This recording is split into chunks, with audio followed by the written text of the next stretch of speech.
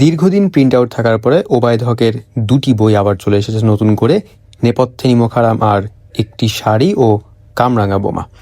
চলেন এই বইটি একটু দেখায় নি, একটু সুন্দর প্রচ্ছদে এবং বইয়ের ভেতরের এই পৃষ্ঠাগুলোকে একটু সুন্দর করে ডিজাইন করা হয়েছে। এটা টু বি অনেক ভালো লাগছে।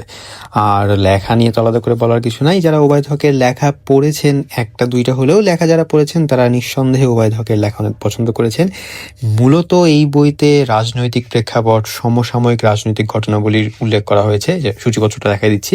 মানে সমসাময়িক রাজনৈতিক এবং সমসাময়িক প্রেক্ষাপটকে একটু ভিন্ন দিকে আঙ্গিকে চিন্তা করানো হয়েছে।